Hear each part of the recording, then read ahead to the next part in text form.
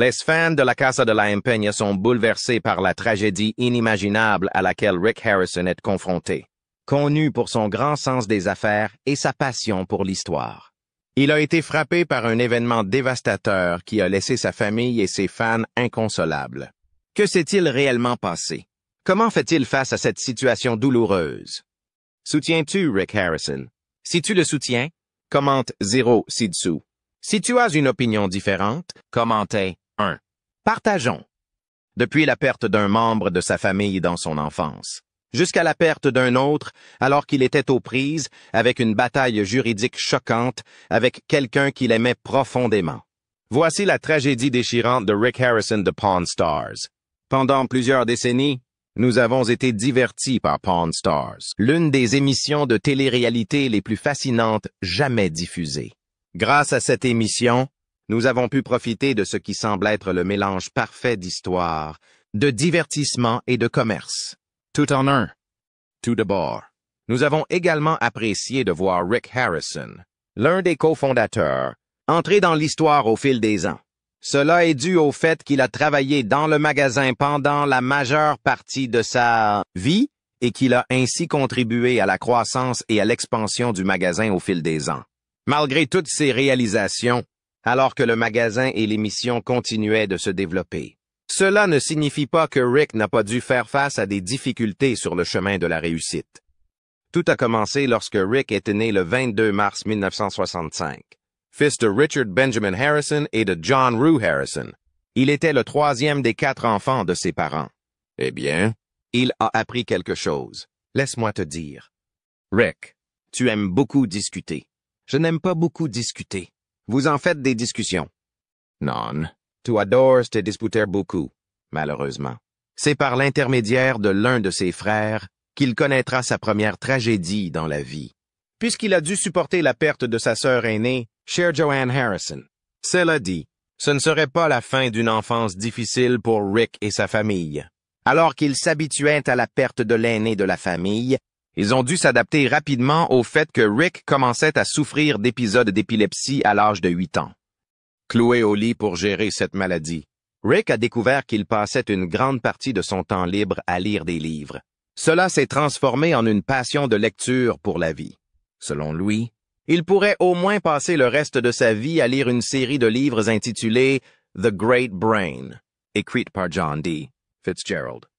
L'amour de Rick pour ces livres, centré sur les aventures d'un jeune escroc de l'Utah nommé Tom D. Fitzgerald, s'est poursuivi jusqu'à l'âge adulte. On peut remarquer que Rick avait également d'autres intérêts dans divers domaines, fictifs ou non, par exemple. Il appréciait son intérêt pour la physique et l'histoire. Il était particulièrement fan de tout ce qui concernait la Royal Navy, surtout à la fin des années 1700. Il semblait également aimer les affaires, car lorsqu'il était en 10e année, il a quitté l'école secondaire Taft pour se concentrer sur la vente de faux sacs Gucci pour environ 2000 $ par semaine. Ce n'est pas mal, si vous demandez à certains d'entre nous qui regardons cette vidéo. Peut-être était-ce dû au fait que, en 1981, l'entreprise immobilière de ses parents avait malheureusement fait faillite, et nous avons supposé qu'il était temps pour Rick et ses frères de commencer à se débrouiller seuls. Eh bien, c'était peut-être le meilleur ou le pire moment pour Rick de devenir père pour la première fois. Mais à l'âge de 17 ans, il a également dû faire face au fait que Kim, sa petite amie, était enceinte de leur bébé. Bien que Rick ait décidé d'assumer la responsabilité de l'éducation de son premier enfant, Rick et Kim ont dû supporter la tragédie de perdre ce bébé à cause d'une fausse couche. Heureusement, le couple a pu surmonter cette perte et rester ensemble. Peu de temps après, ils ont accueilli Corey dans le monde le 27 avril 1985. Cela allait marquer le début d'une relation pour la vie, car Corey s'est révélé être un membre à part entière de l'équipe des Pawn Stars, et nous sommes sûrs que Rick ne l'aurait pas autrement. Avec le temps, Corey a eu un frère lorsque ses parents ont donné naissance à Adam. Malheureusement, ce serait la fin de cette jeune famille, car en 1985, Rick et Kim ont décidé qu'il serait préférable que le couple prenne des chemins séparés. Cependant, 1 an après cette séparation, Rick a rencontré Tracy, qui allait bientôt devenir sa 2e épouse. Tracy, qui fait maintenant partie de l'équipe Harrison, était présente pour aider Rick à élever ses deux enfants.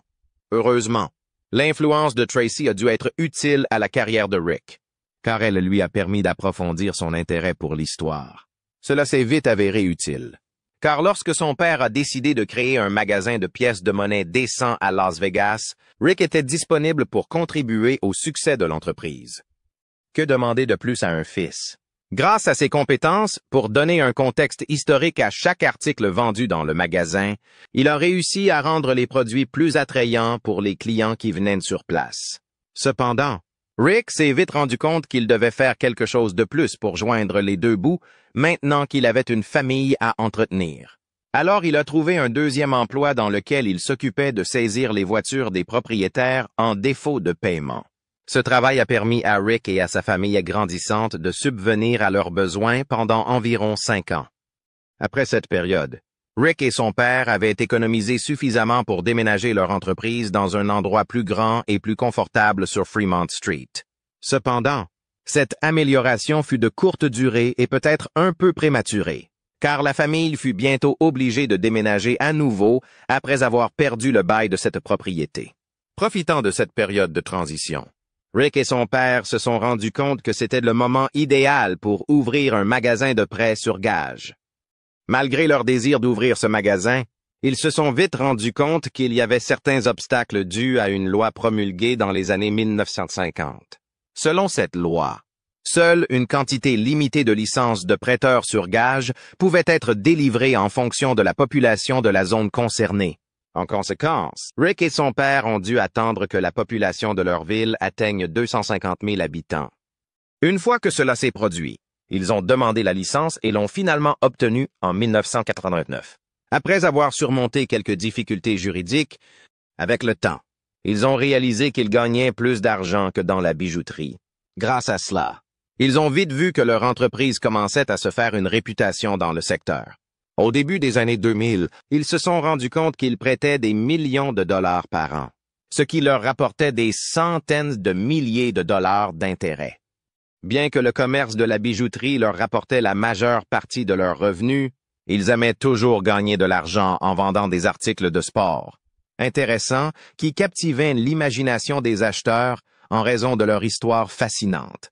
Par exemple, pensez à une bague du Super Bowl de 2001 qu'ils ont vendue à une occasion. Des ventes comme celle-ci ont fini par contribuer à leur popularité croissante, et plus tôt que prévu. Rick et son père ont collaboré avec la chaîne History pour créer l'émission de télévision Pound Stars.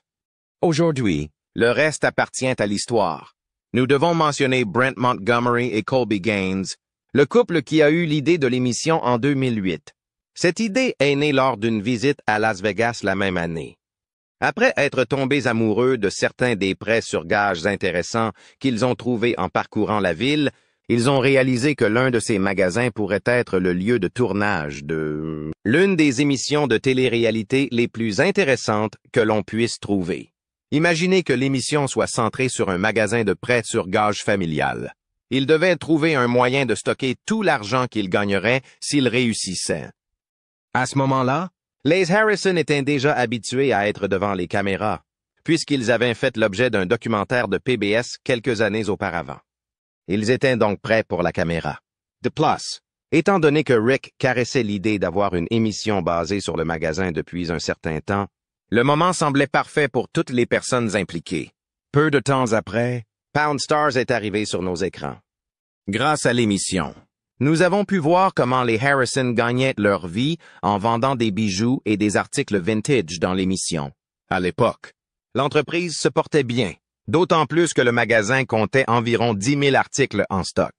Compte tenu du charisme de la famille, ainsi que des objets fascinants que l'on pouvait trouver dans le magasin, l'émission a rapidement gagné en popularité au fil des ans grâce aux critiques positives des fans.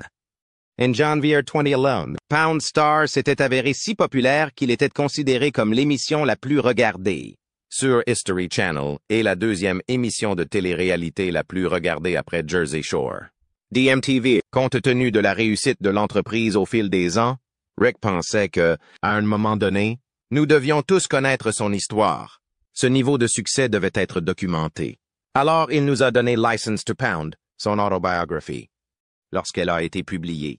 Elle a connu un tel succès qu'elle s'est hissée à la 22e place du classement des meilleures ventes du New York Times. Le 26 juin 2011. Malheureusement, ce fut le point culminant pour Rick à ce moment-là, car avant la fin de l'année, il a dit au revoir à sa deuxième femme.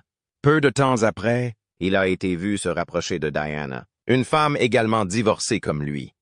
Cela lui a permis de se recentrer sur lui-même et sur son magasin, le ramenant sur la voie du succès.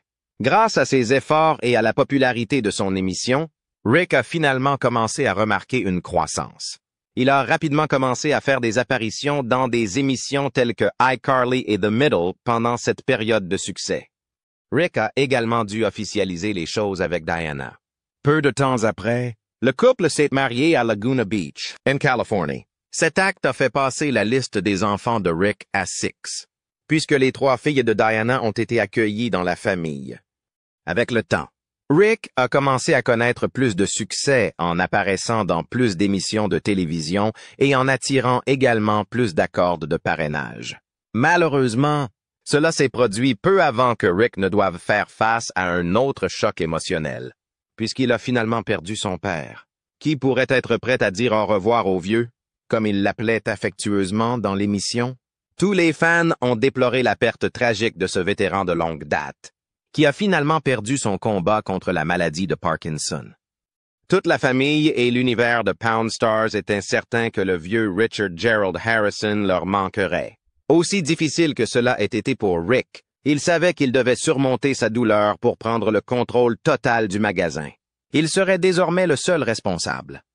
Il était donc le seul sur place pour maintenir l'entreprise à flot lorsque le monde a été frappé par la pandémie de COVID-19. Qui a menacé de détruire l'humanité. Elle a également menacé de détruire de nombreuses entreprises, y compris l'emblématique boutique de prêt sur gage des Harrison. Il est curieux que le magasin de prêt sur gage ait rencontré autant de difficultés, surtout quand on aurait pu penser qu'ils auraient pu profiter de cette période si compliquée pour tous. À l'époque, nous sommes certains que beaucoup de gens cherchaient à se faire de l'argent rapidement. Malheureusement, ce n'était pas le cas. Après la reprise du monde après le coronavirus, Rick a révélé que la pandémie avait également rendu les choses difficiles pour le secteur des prêteurs sur gage. Ce n'était pas seulement son magasin. Apparemment, toute l'industrie du prêt sur gage a connu une sorte de récession lorsque tout le monde a été contraint de rester chez soi. Comme les gens ne pouvaient sortir que pour faire des choses importantes. Se rendre dans un magasin de prêt sur gage ne faisait pas partie des priorités de la plupart d'entre eux. Comme si cela ne suffisait pas. Rick a dû fermer ses activités pendant un certain temps, car la pandémie de COVID-19 semblait être à son apogée. Cela s'est produit en mars 2020, lorsqu'ils ont dû fermer la section touristique de l'entreprise pendant environ 1 mois. Le magasin a maintenu sa section financière ouverte à tous les clients, ce qui a permis aux prêts et aux transactions commerciales de se poursuivre pendant ces temps difficiles. Il est vite devenu évident que Rick et son équipe étaient prêts à se battre dans des moments aussi difficiles.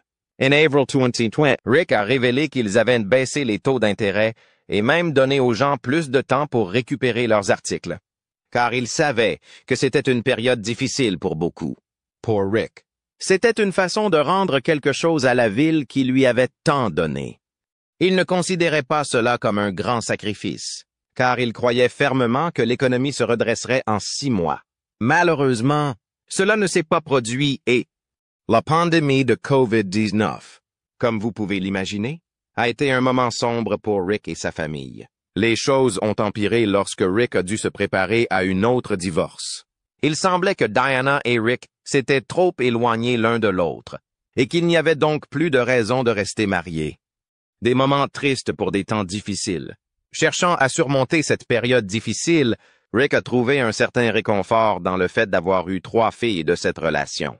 Grâce au soutien de Corey et de son meilleur ami Austin Chumley Russell, Rick a réussi à se remettre. En effet, Rick semble être un tombeur, car en moins d'1 an, il était déjà marié à Amanda Palmer, sa 4e épouse. Espérons que, dans ce cas, la 4e sera la bonne. Cependant, alors que les choses auraient dû s'améliorer, Rick a été contraint de revenir à la réalité en faisant face à des problèmes juridiques avec sa propre mère. Incroyablement, Ils se sont retrouvés au tribunal en raison d'un différend concernant la propriété du magasin Gold and Silver Pound Shop. Gérer une entreprise familiale doit être compliqué. Apparemment, leur relation s'est rompue, tout comme le contrat que Joanne accusait Rick d'avoir rompu. Selon elle, peu après sa sortie du coma, Rick l'a convaincu de signer la cession de 51% de la propriété du magasin en son nom. Cela semble-t-il machiavélique? Bien sûr. Cela a fait passer Rick pour quelqu'un qui ne s'occupait pas de sa famille aux yeux de ses fans. Il s'est avéré qu'à la mort de Rick Sr., Rick n'avait pas remis à sa mère les registres financiers complets de l'entreprise. Cela l'a inquiétée, d'autant plus qu'elle pensait ne pas avoir reçu les registres appropriés de plus de 500 000 $ en espèces et en argent que son mari avait avant de mourir. Pour aggraver les choses, Joan a également affirmé que Rick avait cessé de lui envoyer de l'argent provenant des bénéfices de l'entreprise de son défunt mari. C'était important car, auparavant, elle recevait régulièrement des chèques de 25 000 $ de son fils avant le décès de son mari. Joan a donc saisi les tribunaux pour rétablir et faire respecter cette allocation financière. La déclaration officielle de compte concernant son fils a beaucoup inquiété les fans quant à l'état des affaires de Rick. De plus, Rick a été contraint de payer des dommages et intérêts, de fournir des comptes complets de tous les actifs et de cesser d'utiliser ce qui était considéré comme l'argent de sa mère. Cela a certainement causé beaucoup de soucis à Rick à l'époque. Cependant, Rick a incroyablement rejeté cette histoire, affirmant qu'elle était fausse. Selon lui, sa mère était influencée par des personnes étranges qui cherchaient seulement à profiter d'elle.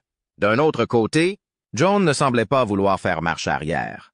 Elle était prête à rendre public le fait que, tandis que Rick profitait des avantages de sa célébrité et des revenus de l'entreprise familiale, elle avait été abandonnée à elle-même et menait une vie précaire, sans argent pour couvrir ses besoins médicaux ou personnels chaque mois.